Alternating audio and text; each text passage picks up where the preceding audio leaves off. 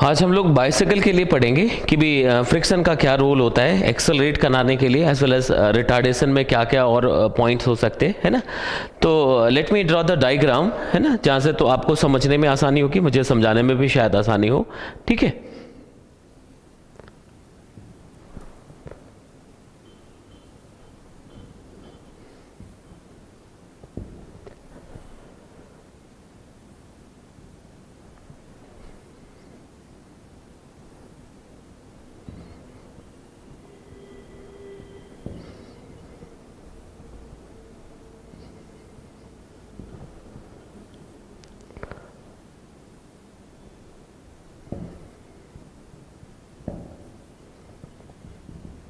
ये देखिए, मतलब मेरी ड्राइंग अच्छी नहीं है, लेकिन डायग्राम फिजिक्स समझाने के लिए मैं बनाने की कोशिश कर रहा हूँ ताकि आसानी हो आपको, है ना।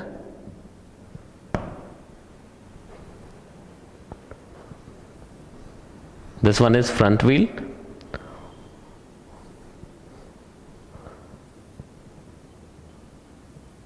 और ये रियर व्हील हो गया। ठीक है, अब देखिए, इसमें आप देखेंगे कि भी साइकिल जो बाइसिकल को आप एक्सेलरेट कराते हो, है ना, तो फ्रिक्शन का क्या रोल होता है ना, या फिर जब हम लोग रिटार्डेशन के लिए जाते हैं तो फ्रिक्शन का रोल क्या होता है, किस तरह से फ्रिक्शन वर्क करता है, ये सारी चीजें समझने की कोशिश करेंगे, है ना। बहुत इंटरेस्टिंग है, आप थोड़ा सा ध्यान दीजिए, आपके समझ आएगा, है ना। आपको अगर थोड़ी बहुत भी फिजिक्स आती है तो आप समझ सकते हो उसको। ठीक है, इसमें जो पहले मैंने फ्रिक्शन में पढ़ाया, बस एक पॉइंट सिर्फ हमें पता हो कि भी फ्रिक्शन कैसे लिखते हैं। तो अगर आपको याद होगा तो मैंने बताया था कि भी frictional force opposes the relative motion और the tendency of relative motion. नहीं, फ्रिक्शनल फोर्स अपोजेस द, ये आप एक बार लिखते जाए, समझ भी ले, है ना, कि frictional force opposes the relative motion और the tendency of relative motion. तो देखो, कहीं पे भी अगर रिलेटिव मोशन है, ठीक है, तो फ्रिक्शन तो आएगा ही आएगा, अगर टेंडेंसी है फिर भी फ्रिक्शन आएगा। ठीक है, तो यहां पे इन कॉन्सेप्ट्स को कैसे यूज किया जाता है ये भी सीखेंगे हम लोग, है ना। देखिए, कुल मिलाकर के डायग्राम भी आपको दिख रहा होगा, समझ भी आ रहा होगा, है ना। ठीक है, अब देखिए, देखना, तो देखो फ्रिक्शन का आप ये चाहो तो लिख लो कि भाई frictional force opposes the relative motion और the tendency of relative motion, नहीं, बिटवीन टू सरफेसेस। अब उस फ्रिक्शन का रोल यहां पे क्या होता है ये अभी हमें समझ आएगा। लाइक बाइसाइकिल को अभी जीरो से जस्ट स्टार्ट कर रहे हैं हम, ठीक है, तो यार कोई तो फोर्स चाहिए एक्सेलरेशन के लिए। आपने लॉज ऑफ मोशन पढ़ा हुआ है ना, कि भी एक्सेलरेशन के लिए नेट फोर्स चाहिए, तो वो नेट फोर्स शुरू में कहां से आता है ये पता लगेगा हमें, है ना। साइक्लिस्ट का क्या रोल होता है ये भी पता लगेगा। ठीक है, देखो, ये फ्रंट व्हील हो गया और ये क्या है, रियर व्हील है। जब भी हम लोग लिखेंगे तो ऐसा समझने की कोशिश करेंगे। देखो, अब जब हम स्टार्ट करते हैं t0 पे, है ना, वो बैलेंसिंग की बात नहीं करेंगे, यहां पे हम लोग एक्सेलरेशन और रिटार्डेशन की बात कर रहे हैं। ठीक है, कि भाई लाइक आपने स्टार्ट किया, मतलब बाइसाइकिल को शुरू कर रहे हो मतलब एक्सेलरेट करा रहे हो आप, है ना। तो आप क्या करते हो, आप पुश करते हो, पैडल को पुश करोगे, मतलब इस डायरेक्शन में, देखना इस डायरेक्शन में पुश करते हैं, तो क्या होगा कि थ्रू द चेन आप यहां से देखते हो कि भी इसमें जो रियर व्हील है इसमें एक टेंडेंसी जनरेट होती है। नहीं, इसमें एक टेंडेंसी जनरेट होगा, कैसा, रोटेशन का, ये समझना। अभी देखो, लीनियर एक्सेलरेशन कुछ आए नहीं, जो आपने एफर्ट लगाया उससे डायरेक्टली क्या आ रहा है, सिर्फ एंगुलर एक्सेलरेशन की टेंडेंसी आई, किसमें, रियर व्हील में। ये कैसे आया तो समझिएगा। हमने इसको पुश किया तो देखो ये इस तरह से रोटेट होता है, ये जैसे रोटेट होता है तो थ्रू दिस चेन ये जो रियर व्हील है, रियर व्हील ऐसा रोटेट करने की कोशिश करेगा। ठीक है, अब समझना, जो रियर व्हील है वो इस तरह से रोटेशन की टेंडेंसी पे आता है या ऐसा रोटेट करना चाहता है। अब ग्राउंड पे देखना यहां पे क्या हो रहा है। अगर आप ग्राउंड पे देखोगे तो आप यहां पे समझने की कोशिश करो कि यार ये बैकवर्ड डायरेक्शन में स्लाइड करने की टेंडेंसी आई इसमें, नहीं, आपने जैसे पैडल को पुश किया तो क्या हो गया, रियर व्हील जो है वो रोटेट करना शुरू हुआ, है ना, क्लॉकवाइज डायरेक्शन में। अगर हम लोग फॉरवर्ड मूवमेंट की बात कर रहे हैं तो वो क्लॉकवाइज डायरेक्शन में रोटेट करने की कोशिश कर रहा है। तो जो व्हील है वो इस पॉइंट पे बैकवर्ड डायरेक्शन में स्लाइड करने को आएगा। इधर जो स्लाइडिंग की टेंडेंसी वो क्या है, बैकवर्ड है। तो तुरंत अभी मैंने डायग्राम ड्रॉ करते समय वो फ्रिक्शनल फोर्स समझाने की कोशिश की थी कि भी फ्रिक्शनल फोर्स क्या होता है, अपोज करता है किसको, टेंडेंसी ऑफ रिलेटिव मोशन और the relative motion between two contact surfaces, है ना। तो यार यहाँ पे जो है कि रियर व्हील जो है रोटेट करने की कोशिश कर रहा है, किधर, क्लॉकवाइज डायरेक्शन में। तो यहाँ पे एक स्लाइडिंग की टेंडेंसी आई तो फ्रिक्शन तुरंत एक्शन में आएगा और वो उस स्लाइडिंग को प्रिवेंट करना चाहेगा, उस स्लाइडिंग को अपोज करना चाहेगा, ठीक है। तो जो फ्रिक्शनल फोर्स आएगा वो फॉरवर्ड डायरेक्शन में आएगा। देखना F1 ये क्या हो गया, फ्रिक्शनल फोर्स किस पे, ऑन रियर व्हील। तो ये फ्रिक्शनल फोर्स क्यों फॉरवर्ड आया ये पता लग रहा है, this is the frictional force on rear wheel, ठीक है। ये फॉरवर्ड क्यों आ गया पता लगा कि भाई आपने रोटेट करने की कोशिश की, कहां से, पैडल से पुश किया और थ्रू द चेन जो टॉर्क आया था उसने रोटेट करना शुरू किया किसको, रियर व्हील को। उससे क्या हो गया, फॉरवर्ड डायरेक्शन में फ्रिक्शन आ गया, ठीक है। तो यहां तक समझ आ रहा है। तो देखो रियर व्हील पे जो फ्रिक्शनल फोर्स है वो किधर आया, फॉरवर्ड डायरेक्शन में, ये समझना। फिर साथ में मैं एफवीडी भी दिखाऊंगा आपको, है ना। दूसरा पॉइंट क्या है कि जैसे ये फ्रिक्शन आएगा अब इस साइकिल को क्या करेगा, पुश करेगा, किधर, फॉरवर्ड डायरेक्शन में।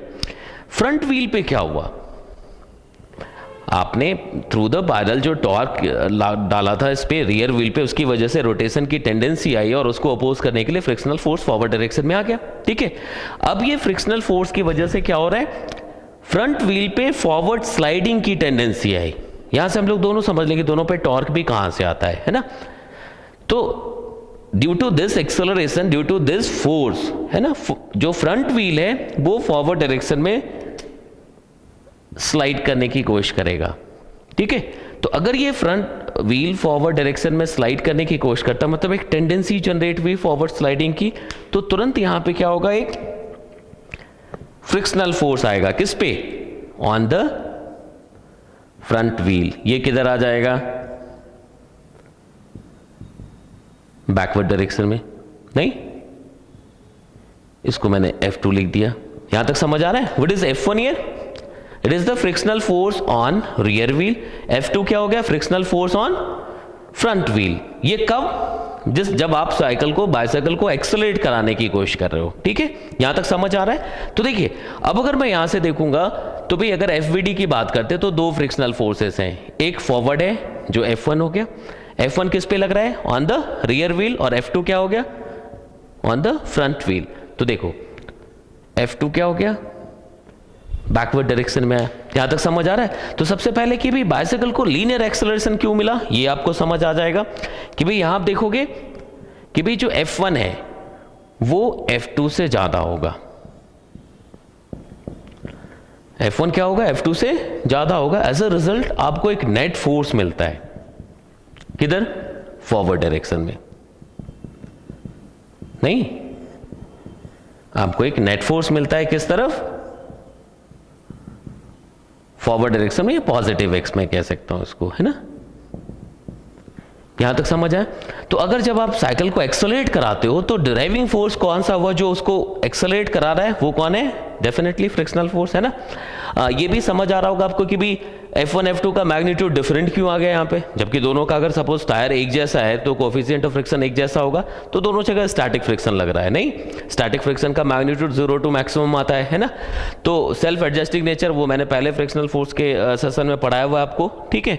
तो यहां तक समझ आया कि यार रियर व्हील पे फॉरवर्ड फोर्स क्यों आया, फ्रिक्शनल फोर्स, ये समझ आ गया। फ्रंट व्हील पे बैकवर्ड क्यों आया ये समझ आ गया। बट ये कहानी तब की है जब आप उसको एक्सेलरेट करवा रहे हो, ठीक है। तो एक्सेलरेशन कहां से मिला वो तो समझ आ गया कि भी बाइसाइकिल को एक्सेलरेशन कहां से मिल रहा है ये आपके समझ आ गया, ठीक है। अब मैं ये कह रहा हूं कि यार दोनों व्हील घूम भी रहा है ना, front wheel as well as rear wheel, दोनों में क्या है, एंगुलर वेलोसिटी भी है। Angular velocity in fact increasing angular velocity है। इट मींस कि दोनों के पास अल्फा भी है अल्फा मतलब एंगुलर एक्सेलरेशन। तो ये कहां से मिल रहा है ना? तो ये मैं अलग अलग सिखा रहा हूं कि अगर मैं रियर व्हील की बात करूं, देखना, तो अगर रियर व्हील की बात करोगे तो थ्रू द चेन, जो पैडल से आप पुश करके जो चेन घुमा रहे थे, यहां से जो टॉर्क जनरेट हो रहा था वो इसको घुमा रहा था। नहीं, यहां जो फ्रिक्शन है वो एंटी टॉर्क दे रहा है। यहां पे जो फ्रिक्शनल फोर्स आया वो क्या कर रहा है? इस टॉर्क को अपोज कर रहा था। तो मतलब यहां पे जो अल्फा मिला है वो किसकी वजह से मिला है? जो आपने पुश किया था, पैडल को पुश किया था, वहां से एंगुलर एक्सेलरेशन किसको मिला है? रियर व्हील को। As far as the front wheel is concern, इसके लिए क्या होगा?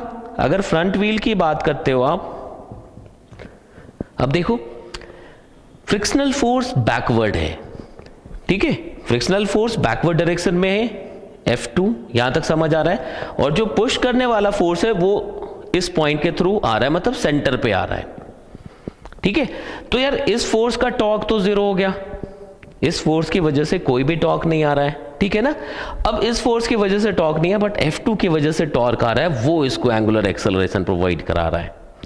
बात समझ आ रहा है? तो देखो बाइसिकल को एक्सेलरेट कराते समय कौन कौन से फोर्सेस किस तरह से आए, ये समझ आ रहा है, ये लिख सकते ना, इसमें कोई डाउट नहीं होना चाहिए मेरे ख्याल से, कि भाई जैसे आपने पैडल पुश किया तो रियर व्हील में एक रोटेशन की टेंडेंसी आई, क्लॉकवाइज रोटेशन, ठीक है। इसकी वजह से यहाँ पे एक टेंडेंसी आया था फ्रिक्शनल फोर्स का, स्लाइडिंग का, फ्रिक्शनल फोर्स फॉरवर्ड आया। Due to this frictional force यहाँ पे स्लाइडिंग की टेंडेंसी आई, तो यहाँ पे बैकवर्ड फ्रिक्शनल फोर्स आ गया।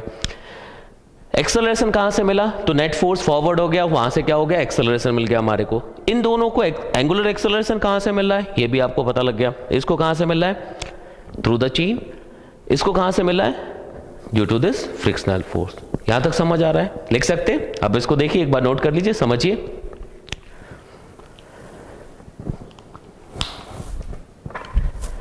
अब देखो ये जो आपने लिखा, ये पूरी स्टोरी कब की है? जब आप बाइसिकल को एक्सेलरेट कराने की कोशिश कर रहे हो, है ना। रिटार्डेशन के लिए क्या होता है? दो तीन पॉइंट्स हम लोग डिस्कस करेंगे। एक तो ब्रेक जब यूज करते हैं तो क्या होता है, और उसके बाद जब हम लोग पैडल को पुश करना बंद कर दें, ब्रेक भी ना डालें, देन क्यों रिटार्डेशन आता है, ये सबसे इंपॉर्टेंट पॉइंट होगा, है ना। इसमें बहुत क्लैरिटी से कहीं पे भी कुछ ढंग से नहीं लिखा हुआ है, बट एक बार समझने की कोशिश करेंगे, आपको भी समझ आएगा ये, ठीक है। ये लिख लिया सबने?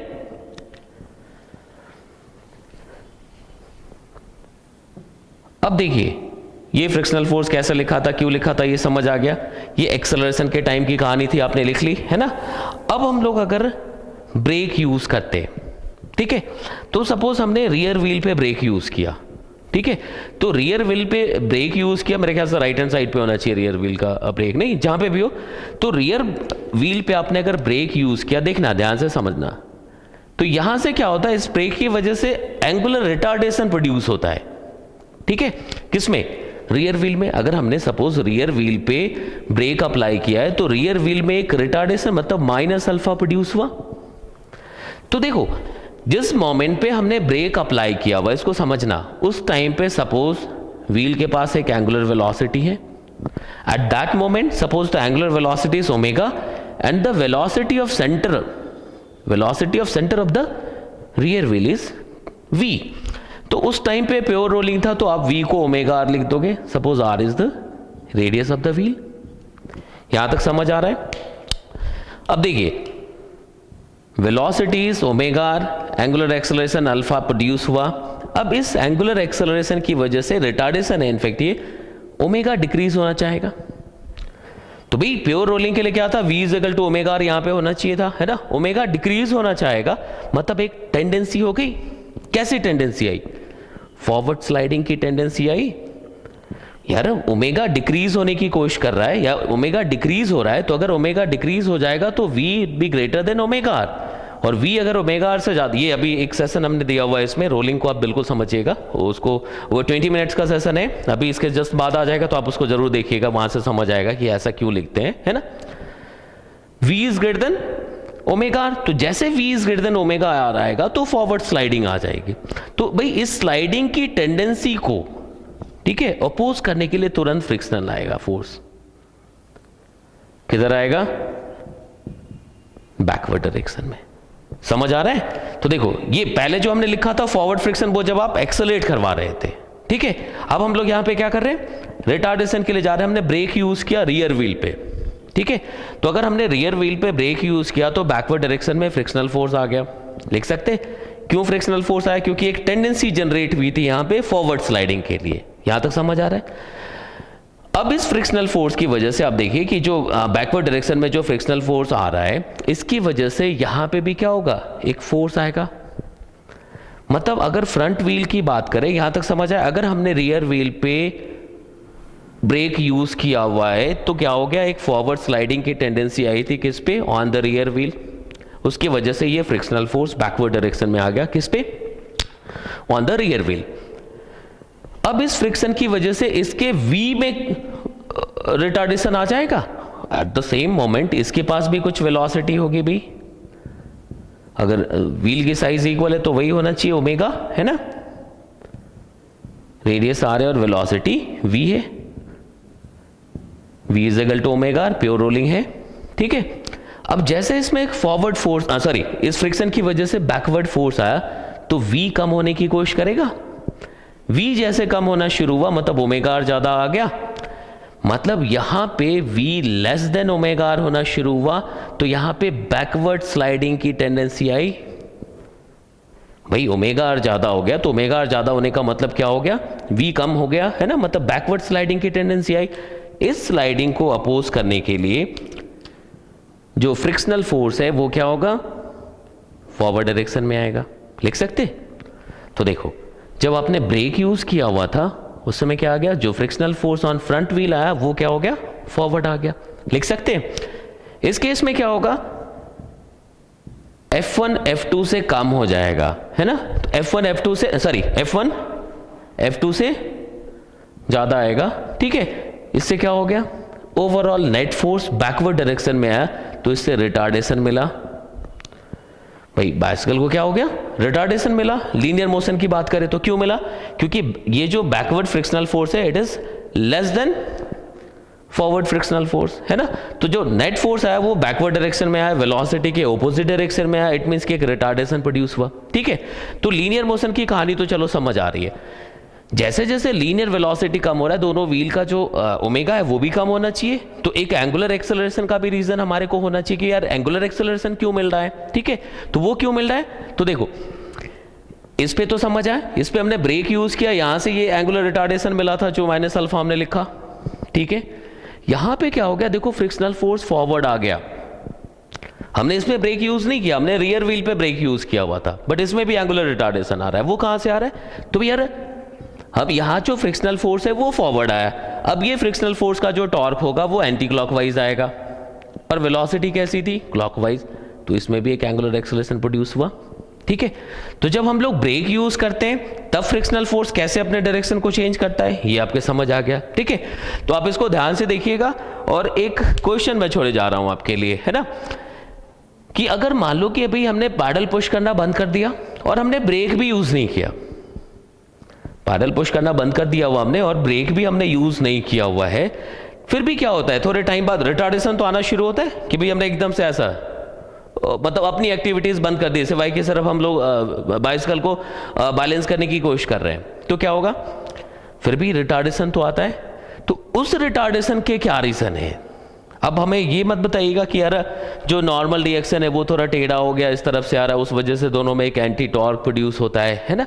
चलो वो तो एक रीजन हो सकता है ना, लेकिन एकदम से रिटार्डेशन प्रोड्यूस होने का, एंगुलर रिटार्डेशन प्रोड्यूस होने का क्या रीजन हो सकता है, इसको जरूर सोचिएगा आप। क्वेश्चन समझ आ रहा है कि यार हमने पैडल पुश करना बंद कर दिया, उस मतलब हमने एक्सेलरेशन डालना बंद कर दिया, ठीक है।